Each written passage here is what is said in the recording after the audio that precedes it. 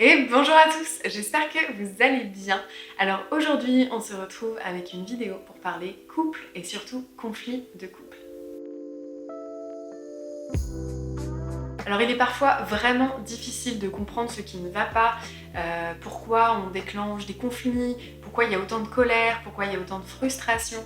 Et on est souvent un peu déconnecté de ce qu'est vraiment un couple, surtout avec les réseaux sociaux ou les films ou les médias où on voit souvent les couples sous un aspect de perfection où tout va toujours bien, où le conflit n'est jamais montré, où les difficultés ne sont jamais montrées.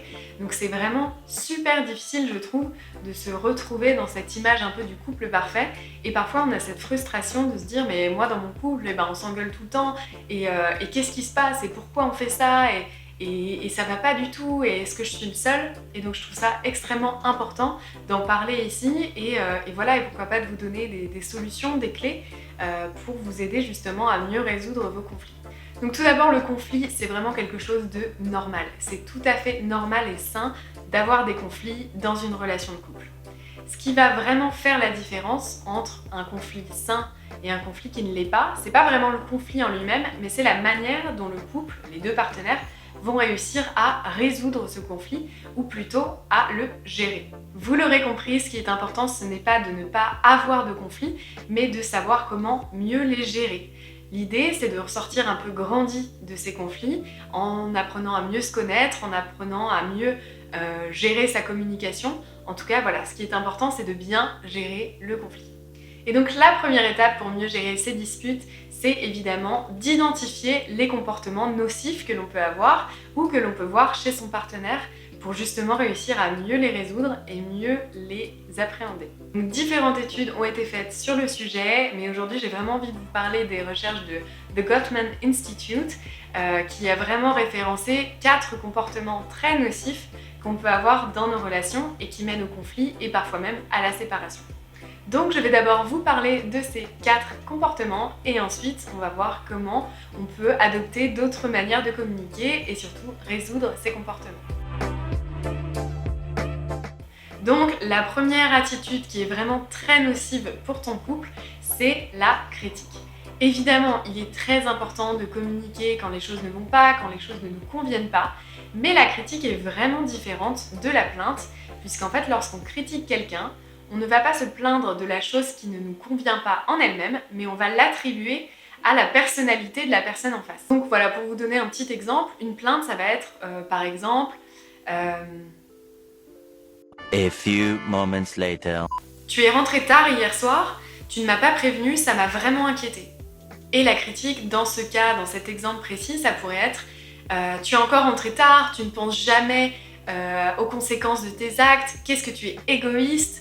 Voilà, donc là on a vraiment une différence entre les deux exemples où d'une part il y a une plainte, donc simplement je ne suis pas satisfaite de cette chose, et d'autre part il y a cette critique de, plutôt que de dire je ne suis pas satisfaite de cette chose, c'est tu es vraiment égoïste et c'est de ta faute, et voilà. Donc en fait on attribue notre plainte à un trait de personnalité ou à la personne tout entière et du coup ça devient une critique. Et donc la victime de la critique va se sentir en permanence blessée, agressée, jugée, et donc ça va créer une sorte de climat nocif pour votre relation, et surtout ça va rentrer dans un cercle où la critique va être de plus en plus fréquente, de plus en plus importante, jusqu'à arriver au mépris, qui est donc la deuxième attitude nocive pour votre couple. Et donc le mépris, c'est lorsqu'on communique à son partenaire en prenant une posture supérieure à lui ou à elle. Ça peut prendre plusieurs formes, le sarcasme, le cynisme, ça peut être rouler des yeux, ça peut être se moquer, voilà, ça peut prendre vraiment différentes formes, mais il y a toujours cette posture un petit peu condescendante et toujours cette posture supérieure à l'autre. C'est évidemment extrêmement violent pour le couple, mais aussi pour le partenaire victime, et c'est un vrai poison pour la relation. Donc le mépris est souvent alimenté par des émotions, des sentiments et des pensées négatives qui couvent au sein d'une personne et qui au bout d'un moment vont se refléter, qui vont interagir avec l'autre partenaire. Le mépris est alimenté par des émotions, des sentiments, des pensées négatives qui... J'ai envie d'éternuer. c'est bon, c'est passé. Donc je disais, le mépris est alimenté par des pensées, des émotions, des sentiments négatifs qui couvent au sein de la personne et qui vont atteindre leur paroxysme à partir du moment où le partenaire va commencer à être méprisant envers l'autre partenaire. Et là, c'est la cata. Caca, c'est la cata, c'est la catastrophe. La catastrophe, merci de suivre, mesdames. La troisième attitude qui est nocive pour votre couple, c'est être sur la défensive. Donc comme son nom l'indique, c'est lorsqu'on se défend de quelque chose, on se défend généralement d'une critique dans un couple, et donc on va avoir une attitude défensive. Donc c'est une attitude qui peut être vraiment omniprésente lorsque la relation est très tendue, lorsqu'il y a beaucoup de critiques, lorsqu'il y a beaucoup de mépris justement dans la relation, eh bien on peut avoir des attitudes défensives très très régulières. Donc on développe cette attitude défensive lorsqu'on se sent jugé, attaqué à tort, et donc on a cette envie, ce besoin que l'autre s'excuse, et donc pour ça, plutôt que de simplement demander des excuses, on va avoir cette attitude défensive dans l'objectif que l'autre s'excuse, que l'autre se plie à ce qu'on aimerait. Être sur la défensive, ça peut être jouer la victime, par exemple, pour que le partenaire fasse ce qu'on aimerait ou que le partenaire nous donne les excuses qu'on aimerait. Ça peut aussi prendre la forme d'attaque directe ou d'indignation aussi. Et vous vous en doutez, cette méthode ne fonctionne pas, ou en tout cas quasiment pas. Même si c'est complètement légitime de se défendre lorsqu'on se sent attaqué, jugé ou lorsqu'on est stressé, c'est quand même une technique qui ne fonctionne absolument pas et le partenaire ne comprend quasi jamais qu'on attend uniquement des excuses, une réparation, et c'est une méthode de communication qui est complètement nocive et violente pour l'autre personne. À tel point que le partenaire qui critique, si l'autre en face répond par une attitude défensive, en fait le premier partenaire, lui, qu'est-ce qu'il va faire? Il va se sentir également attaqué et donc certainement être lui aussi sur la défensive, et en fait c'est un cercle qui ne s'arrête jamais, et au final aucun des deux n'a ce qu'il a envie d'avoir et personne n'a ses besoins comblés. Et enfin, la quatrième attitude qui est nocive pour votre couple, c'est l'attitude de retrait ou de passivité. Donc cette attitude, c'est souvent une réponse au mépris ou à une critique qui est vraiment constante, et en fait c'est le fait de créer vraiment un mur entre soi et l'autre. Ça se présente sous des comportements comme arrêter d'interagir dans la conversation, ou encore se renfermer sur soi, regarder sur le sol. Il y a vraiment une distanciation qui est faite justement parce que la personne qui a cette attitude de retrait ne peut plus gérer ce qui se passe en face et fait tout pour l'éviter, pour ne plus être présente émotionnellement dans le conflit. Ça peut aussi se traduire par se montrer complètement insensible, faire semblant de faire autre chose pour que l'autre ait l'impression qu'on ne l'écoute pas. Ça peut, toutes les sortes de comportements évasifs où la personne en face essaie vraiment de se distancer de ce qui se passe actuellement. Donc même si c'est totalement compréhensible qu'une personne essaie de se protéger d'une critique constante ou de mépris qui la blesse, le problème avec cette attitude de retrait ou de passivité, c'est qu'elle va à force devenir une habitude qui va être très très dure à déloger, puisque petit à petit elle va s'installer comme c'est une habitude, je suis simplement en retrait constamment. Et donc maintenant qu'on a vu les 4 attitudes qui sont nocives pour votre relation, on va maintenant voir comment s'en défaire et comment trouver un peu les antidotes de chaque attitude, et j'espère que ça vous aidera justement à mieux résoudre vos conflits à vous et à faire en sorte que ça ne se reproduise plus, ou en tout cas beaucoup moins, pour aider la communication et la gestion des conflits au sein de votre couple.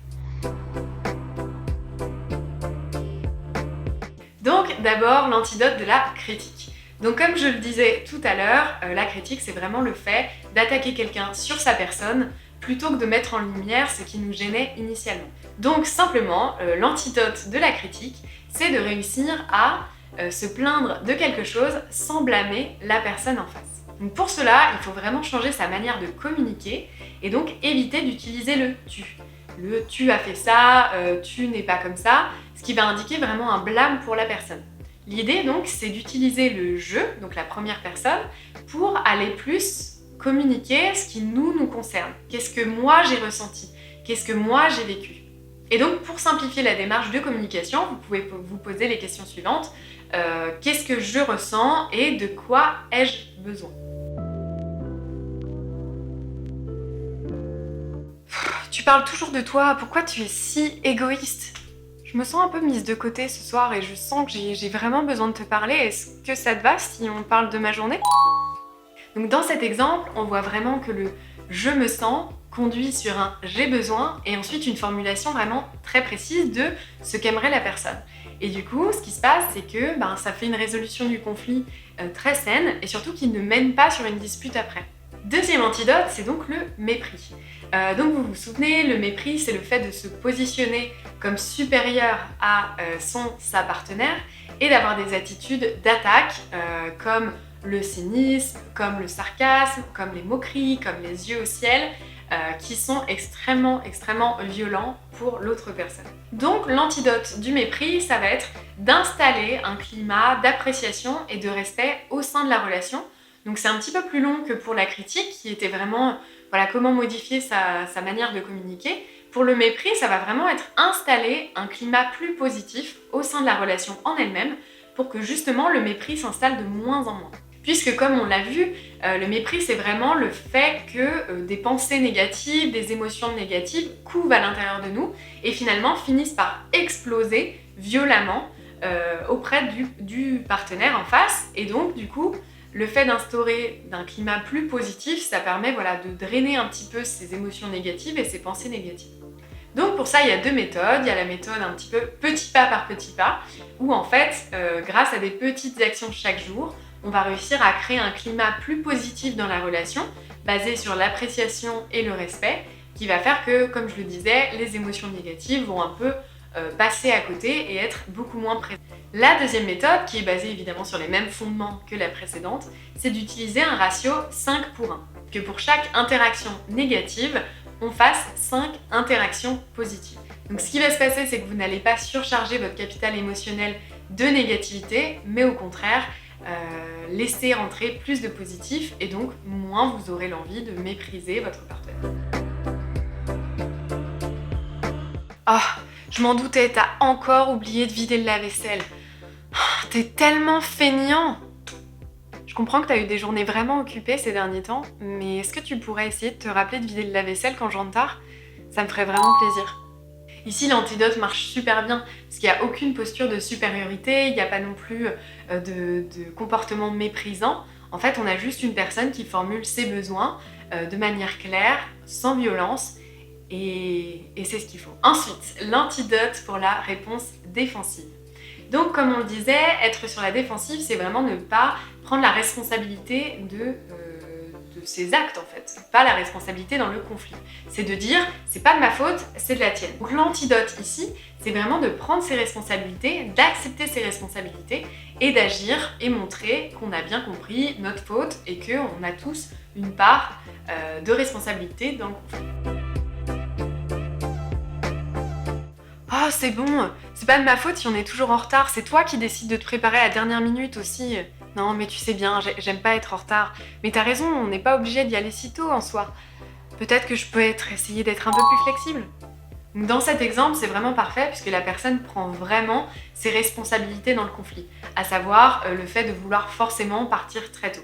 Et donc, même si la personne n'aime pas être en retard et qu'elle le dit, en fait, elle ne fait pas de blâme à l'autre personne, elle ne le porte pas sur l'autre personne et elle prend vraiment sa part des responsabilités dans ce conflit. Et donc à partir de là, les deux personnes peuvent vraiment essayer de faire des compromis mutuels sur cette situation. Et enfin, l'antidote de l'attitude de retrait ou de passivité. Donc comme je le disais tout à l'heure, cette attitude vient souvent d'une surcharge émotionnelle où on ne peut plus gérer et donc on crée un mur entre soi et l'autre et on a une attitude complètement passive et on se désengage complètement et de la relation et des discussions et des conflits qui se passent devant nous. Donc l'antidote de cette attitude est de prendre le temps de se ressourcer et de se calmer. Alors pourquoi ça marche? Parce qu'en fait cette attitude de retrait et de passivité, c'est une réaction au stress. Ce qui se passe, c'est que notre pression sanguine va monter, notre système nerveux va s'alarmer, parce qu'en fait il y a une réaction au danger, on ne se sent pas en sécurité. Donc le fait de se ressourcer, de se calmer, permet d'indiquer à son corps et à son système nerveux que c'est bon, tout va bien. On peut se calmer, on est en sécurité, tout va bien se passer. Et donc se calmer, se ressourcer permet de faire descendre ce stress, faire descendre la réaction du corps par rapport à ce stress, et donc de pouvoir envisager le conflit de manière plus sereine, plus calme, et donc réussir à être plus engagé dans la discussion. Faire ce geste régulièrement permet surtout que l'attitude de retrait et de passivité perde un petit peu de son habitude et qu'elle ne soit pas systématique. Et ça permet aussi de relâcher un petit peu les sentiments et les émotions qui restent bloquées. Puisque lorsqu'on a cette attitude de retrait et de passivité, on a tendance à tout couper. On ne parle plus de ce qui ne va pas, on ne parle pas de nos émotions, on n'exprime rien. Et donc on coupe tout. Et souvent, voilà, on garde un peu à l'intérieur toutes nos émotions et on les stocke. Et en fait, évidemment, quand une émotion est stockée, elle nous rend malade, elle peut aussi exploser sur notre partenaire. Donc vous voyez un petit peu la dangerosité que ça peut être de conserver cette attitude de retrait et de passivité sur le long terme. Et donc lorsqu'un conflit arrive et qu'on sent que cette attitude de retrait et de passivité s'installe, l'idée c'est de prendre une pause, tout simplement. Une pause dans le conflit, un temps mort, pour justement éviter que ça ne s'installe et que la personne reste passive et en retrait pendant tout ce conflit. Donc on prend une pause d'au moins 20 minutes, on s'isole. Et là, il faut faire des activités qui nous fassent nous sentir bien, en sécurité et surtout nous calmer. Donc ça peut être respirer, ça peut être lire, ça peut être écouter de la musique, danser, tout ce que vous voulez, tant que vous vous sentez bien, calme et en sécurité. Mon cœur, je suis désolée de t'interrompre, mais là je me sens vraiment submergée. Est-ce que ça t'embête si je vais prendre juste une pause de 20 minutes pour me calmer et on en reparle après ? Donc voilà, là c'était vraiment une manière de vous montrer un peu l'expression de comment on peut arrêter un conflit en plein milieu et simplement exprimer que voilà, on se sent submergé et qu'on a besoin de faire une pause. On peut le dire calmement, dans une communication voilà, sans violence, et l'autre voilà, peut forcément être réceptive et comprendre que bien, parfois on a besoin d'une pause et juste aller se calmer pour reprendre la conversation juste après. Et voilà, c'est terminé pour la vidéo d'aujourd'hui. J'espère que le contenu vous aura plu, j'espère qu'il vous aura servi.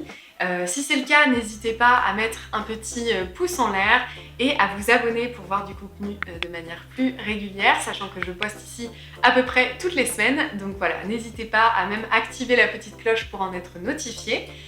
Si la vidéo vous a servi, n'hésitez pas à me mettre en commentaire quelle méthode vous avez adoptée, est-ce qu'il y en a d'autres que vous avez essayé et qui ont fonctionné. Voilà, n'hésitez pas à partager pour que tout le monde puisse en profiter.